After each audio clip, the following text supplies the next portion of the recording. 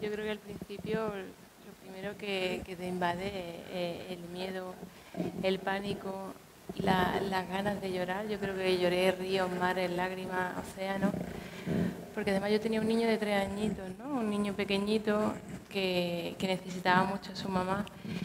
Y claro, un diagnóstico como el mío fue un cáncer de ovario con múltiples metástasis, pues las estadísticas no corrían a mi favor, ¿no? Entonces al principio mucho miedo, mucho pánico, pero luego cambió la cosa.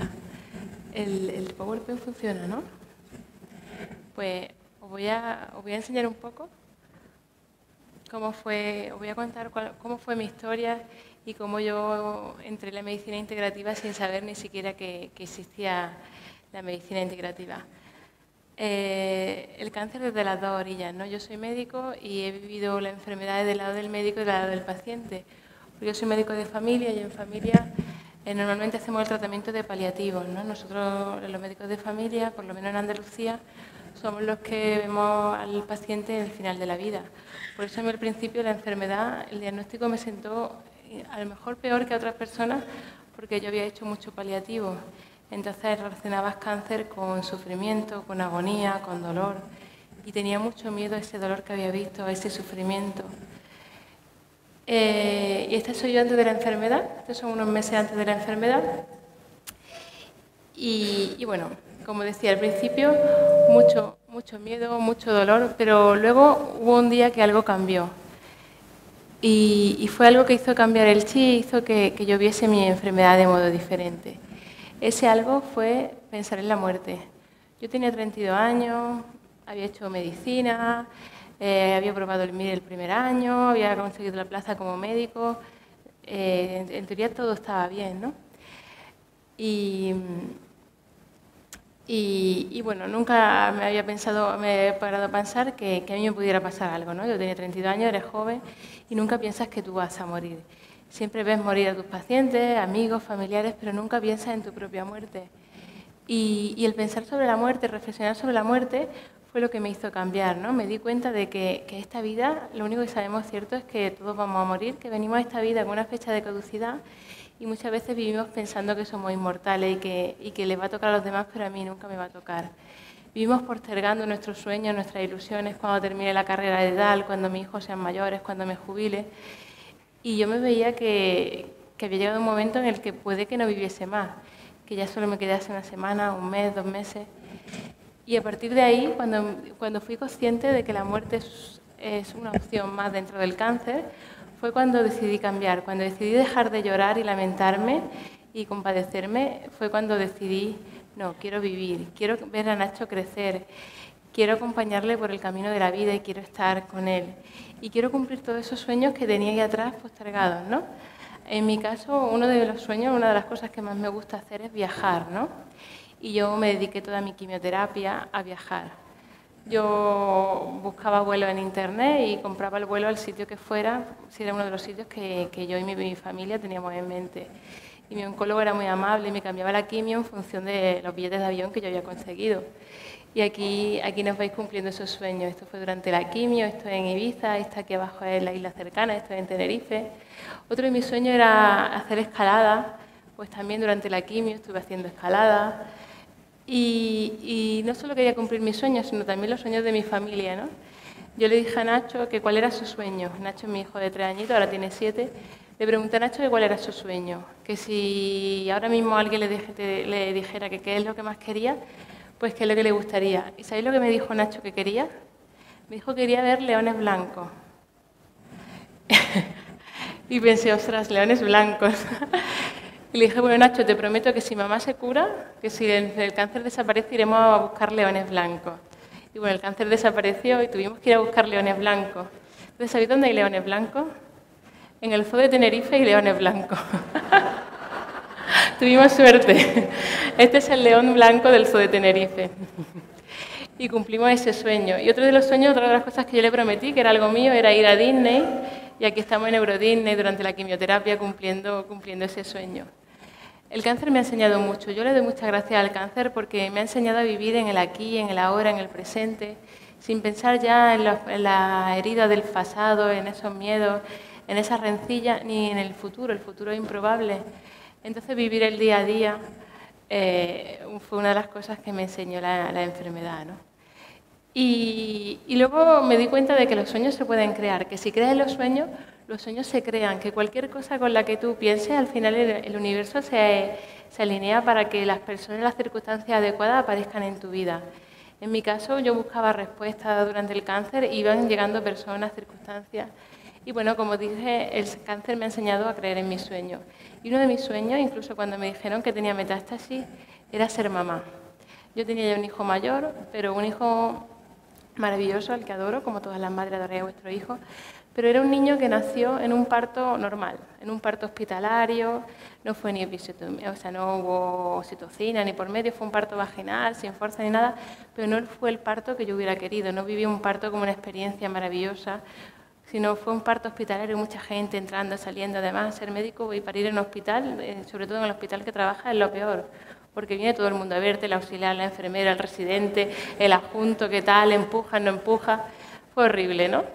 Y luego en el postoperatorio, o sea, en el posparto, todo el mundo venía a saludarte y no fue el parto que yo quería. Entonces yo estaba con esa palabra metástasis ahí, pero yo soñaba con volver a ser mamá y pensaba, ¿cómo me voy a morir y no voy a parir en mi casa? Que es lo que yo siempre he querido, ¿no? Y durante el cáncer ya soñaba con volver a ser mamá y tener ese parto. Y bueno, pues el cáncer desapareció y pasaron 2 añitos después de la quimioterapia. Y contra todo pronóstico, según los oncólogos, porque yo no hice nada para conservar la fertilidad, evidentemente tenía metástasis, nadie me dijo de congelar tejido ovárico ni nada. Pues me quedé embarazada de forma espontánea, gracias a que a mí solo me quitaron uno de los ovarios.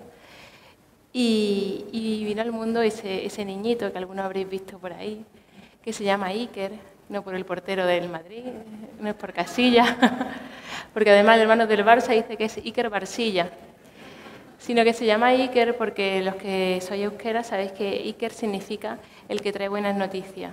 Y elegimos ese nombre porque creíamos que Iker iba a traer mucha esperanza a todas esas mujeres, sobre todo mujeres con cáncer de mama, que después de la enfermedad desean volver a ser madre y decirles que es posible, que podemos volver a ser mamás. Y bueno, aquí nació Iker. Esta es la bañera de mi casa. Iker nació en casa, con el parto que yo había soñado, con el que había estado visualizando durante todo mi embarazo, en un parto que os puedo asegurar que fue un parto sin dolor, que fue un parto gozoso, con una experiencia maravillosa, que mi hijo vino al mundo rodeado de su papá, de su hermano, con mucho cariño, con mucha paz, con mucha tranquilidad, sin miedo, sin llantos, sin gritos, sin presión por parte de nadie. Y además nació, no sé si aquí en Canarias también se dice, en Andalucía se dice mucho, fue un niño velado. ¿Sabéis lo que son los niños velados? Son niños que vienen con la bolsa, que vienen con bolsa íntegra. Y en Andalucía se dice que los niños que nacen así son niños que traen buena suerte. Entonces Iker nació con la bolsa, se la quité yo al nacer. Y bueno, aquí está el pequeño Iker, está en mi barriguita, me pinté la barriga durante el embarazo. Y mirad, para mí mi embarazo significaba esto, el útero, solamente hay un ovario, veis que el otro no está. Está en mamá, soy yo esperándolo y detrás está el sol, que fue muy importante en mi curación, la vitamina D. El arco iris, que significa la dieta anticáncer basada en los colores del arco iris. La naturaleza, el contacto con la naturaleza. Y su hermano, ¿no? Su hermano quizás fue la mayor motivación que yo tuve para superar esta enfermedad. Yo veía a ese niño de 3 añitos y decía, no puede quedar huérfano, yo quiero estar con él. Entonces, ese es el resumen de ese sueño. Y bueno, eso somos nosotros. Hace unos meses hemos ampliado la familia y bueno, somos pura felicidad. Y bueno, esa experiencia que os decía pues fue una experiencia muy bonita. El cáncer es verdad que la época de quimio no es la época más agradable, no vamos a engañar a nadie, tiene sus cosas malas, pero la verdad es que yo tuve muy pocos efectos secundarios, en parte creo que por todo lo que yo hice. Y bueno, como os dije, el cáncer desaparecen las metástasis y tal, y pensé que había que compartirlo, ¿no? Dicen que lo que no se da se pierde, y no quería que esa experiencia personal, que había sido tan positiva, que había aprendido tanto, se perdiese, me la quedase solo para mí. Si esa experiencia podía ayudar a una sola persona era suficiente, pero a través del blog, a través de un libro, incluso podía ayudar a más gente. Y ahora un poco lo que hacemos los 4 es un poco impartir este tipo de charlas para que la gente vea que hay muchas cosas que puede hacer durante su enfermedad, que se puede implicar y tomar las riendas de su salud, de su enfermedad. Y por eso llegó este libro, que es mi receta de anticáncer, donde yo cuento mi experiencia personal y todas aquellas cosas que pueden servir desde un punto de vista científico a la persona enferma. Y sé que los que habéis leído se os queda corto porque faltan las recetas de cocina, ¿no? Es mucho de mi receta de anticáncer y no trae ninguna receta. La habréis visto, no tiene ninguna receta de cocina porque eran las recetas que yo como médico me prescribía a mí, que básicamente es buena comida, mucho amor y mucha paz, ¿no? Y bueno, pues dentro de septiembre ya estará la parte práctica, ¿no? Que los desayunos, almuerzos, cenas, eso que tanto me preguntáis en el blog de ¿y ahora qué voy a comer? Lo tendréis en septiembre. Y bueno, en el cáncer, para mí, y creo que en general, una de las cosas más importantes es tu familia. Para mí mi familia es el motor de mi vida. Y bueno, aquí os los presento. Este es Nacho, este es Iván y esto ya somos todos, ¿no? Los 4. Mirar, mi familia fue un apoyo súper importante, mis amigos también, pero sobre todo mi familia. Y una cosa muy bonita que hicieron los dos es que los dos se raparon cuando íbamos los 3 rapaditos. Y la gente no entendía cómo funcionamos un poco y muchas veces nos dicen que no entienden cómo podemos ir todo a todo, ¿no? Nosotros somos un ser indivisible los 4. Y todo esto yo lo hago con mucho amor hacia los demás, quiero compartir, pero si no lo hiciera con ellos, no lo haría. Si yo no hubiera venido ya a Gran Canaria con ellos 3, no estaría aquí. Porque lo que no es dar tanto a los demás, pero luego tú no quedarte con nada. Entonces yo doy, pero siempre que esté con ellos.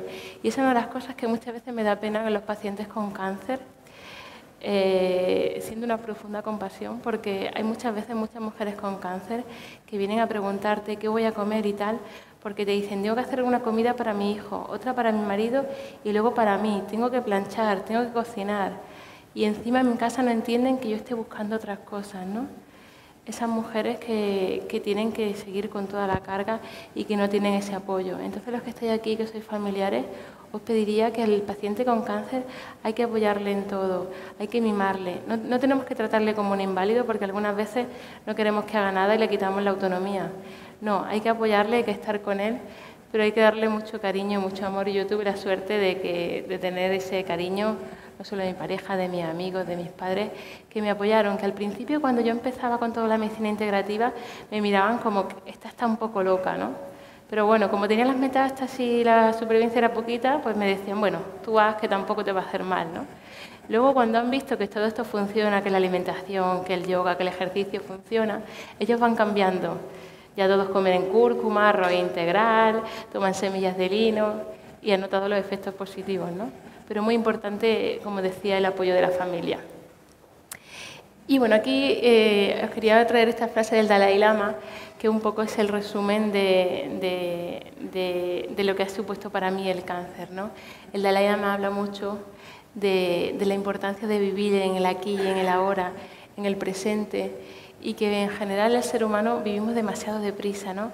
Vivimos pensando demasiado en el mañana, gastamos mucho tiempo en conseguir dinero y luego gastamos mucho dinero en intentar recuperar esa salud que hemos perdido por vivir tan deprisa, ¿no?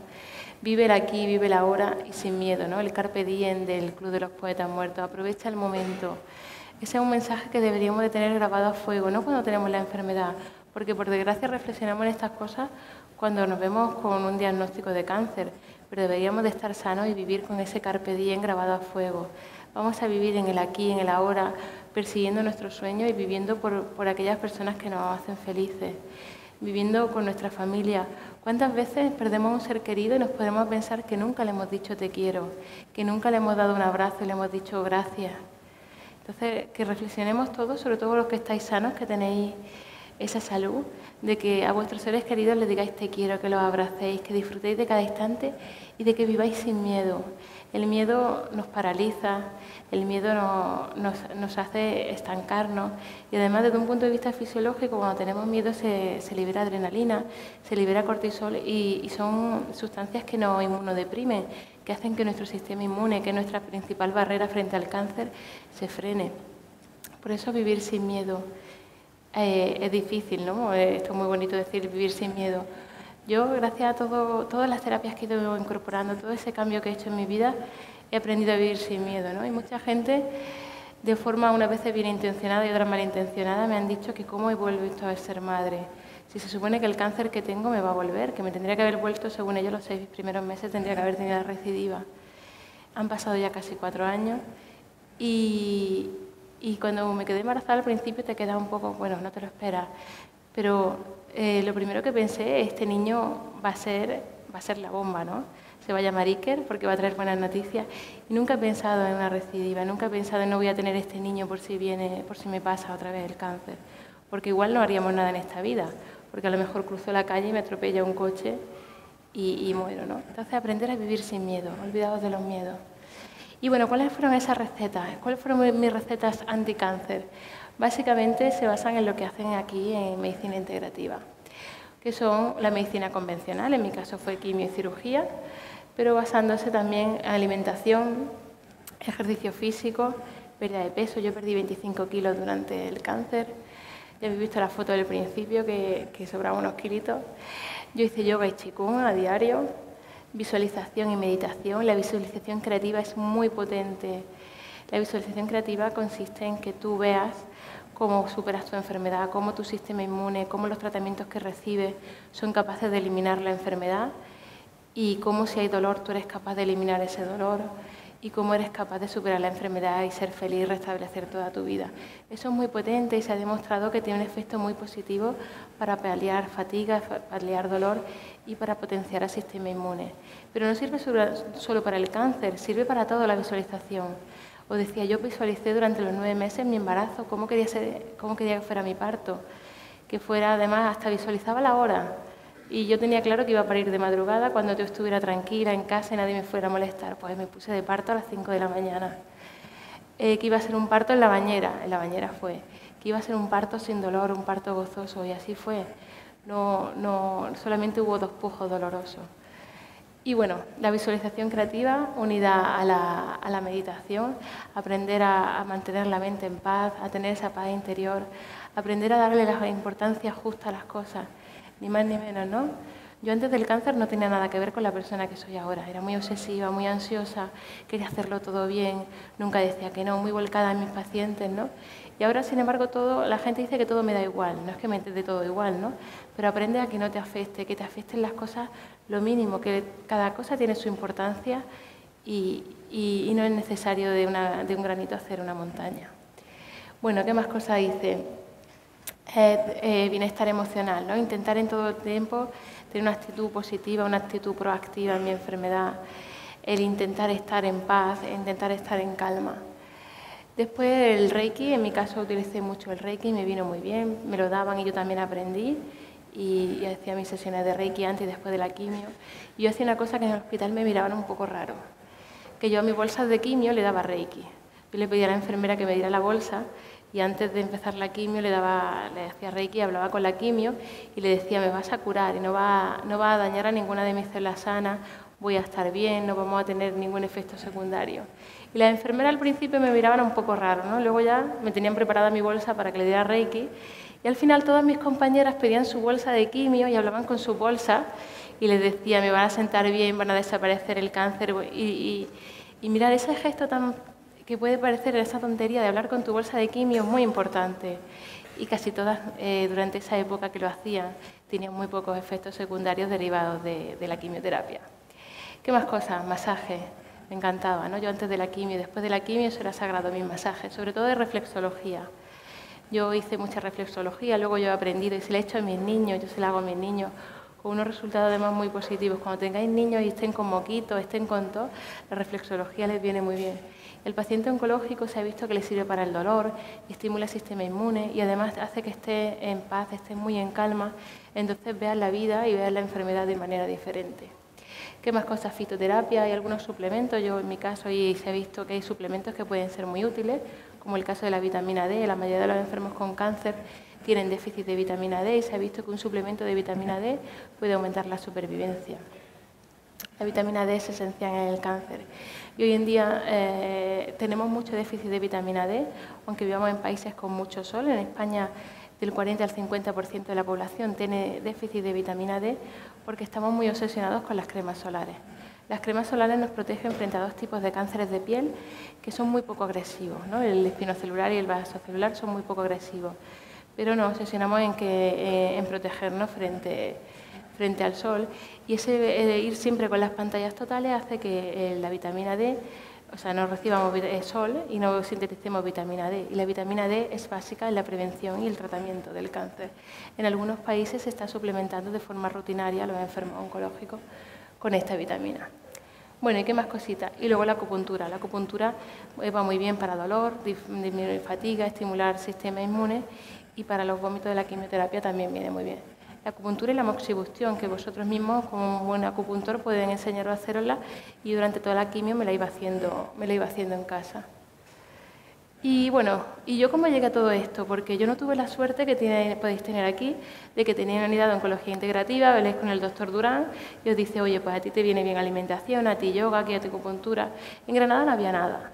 Y yo le pregunté a mi oncólogo que si había algo, y a mí en mi caso solo me dijo, no te deprimas. Tú ven aquí toda la semana y no te deprimas. Y yo cumplí, fui toda la semana, salvo si tenía un viaje que tenía que cambiar mi quimio. Pero aparte de eso, ni enfermería me dijo nada, mis compañeros, ¿no? Yo a todo el mundo le preguntaba. Pedí segunda, tercera, cuarta, quinta opinión, porque era como al principio no me lo creía, y todos me decían igual, ¿no? Todos los gines con los que hablaba me decían que no podía hacer nada y que el de ovario recidivaba mucho, que me hiciera la idea de que iba a tener una enfermedad crónica, que cada 6 meses tendría que ir a darme quimioterapia y ya está. Y yo pensé que no, que para mí no, que yo quería sanar, que las estadísticas estaban para romperlas, ¿no? Entonces empecé a buscar, primero en Google, ¿no? En San Google. Y en San Google había cosas que yo, desde esa mente analítica que te da la medicina, decía, no, esto no puede ser, esto no tiene ninguna base fisiológica. Entonces dejé de buscar en Google y me vine aquí, donde tenéis que buscar todo cuando queráis buscar información veraz, suficiente, contrastada. ¿Qué es PubMed? Bueno, pues es la base de publicaciones más importante que hay, ¿vale? Os invito a que entréis en PubMed. Yo todo lo que os cuento en el libro está basado en PubMed. Entonces, para terminar, esa es mi experiencia, todo lo que queráis saber está en el blog, está en el libro. Quería solamente deciros que la oncología tiene que cambiar, que la oncología médica, tal y como está planteada en España a día de hoy, tiene que cambiar. El 40 al 80% de los pacientes oncológicos recurren a la medicina natural, pero muchas veces el oncólogo no lo sabe. Y bueno, en el libro os cuento este ejemplo en el que dice que la mayoría de la gente hace cambio en alimentación, otros suplementación, fitoterapia, acupuntura, yoga, pero del 40 al 80%, es decir, la mayoría de los pacientes con cáncer van al médico naturista o van a algún tipo de terapeuta. Y el oncólogo no lo sabe. En el estudio les preguntaban que por qué no se lo contaban al oncólogo, y la mayoría, o sea, la respuesta era, una de las veces era porque no sentían que el oncólogo fuera la persona con la que tiene la suficiente confianza para poder contárselo. Otros decían que si no me pregunta yo no cuento.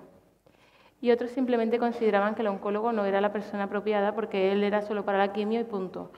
Y todo lo referente a su salud no lo consultaban, y muchos de ellos lo consultaban este tipo de cosas con el médico de familia con el que tenían mayor confianza. Esto no debe ser así. Con nuestro oncólogo deberíamos tener una relación muy fluida y de confianza. A mí me hubiera encantado poder contarle a mi oncólogo todo esto que yo había hecho. Yo empecé a contarle y me miraba como, bueno, hija, tú misma. Y no, tendríamos que ir con el oncólogo de la mano, que tuviéramos la suficiente confianza, porque es una enfermedad donde es, si cabe, más importante esa unión personal con tu médico. Entonces, el servicio de oncología integrativa que tenéis aquí es algo maravilloso, que tú puedas hablar con tu oncólogo sepa que estás en esa unidad, que él sepa lo que estás haciendo, ¿no? Que tu oncólogo te pueda responder, que puedas tener ese apoyo que yo no tuve, que yo tuve que buscarme todo por mi cuenta, el acupuntor, las clases de yoga, la alimentación. Es maravilloso, ¿no? Entonces, la oncología integrativa lo que pretende es aunar la medicina convencional con todas aquellas terapias que tienen una base científica demostrada que son útiles, ¿no? Lo que hablábamos, alimentación, yoga, visualización. Entonces, que reclamemos ese cambio en la oncología de hoy en día. Y con esto no le quiero quitar más tiempo al doctor Chaula, el protagonista de hoy. Muchas gracias, y Iker, con esa sonrisa eterna, os da las gracias.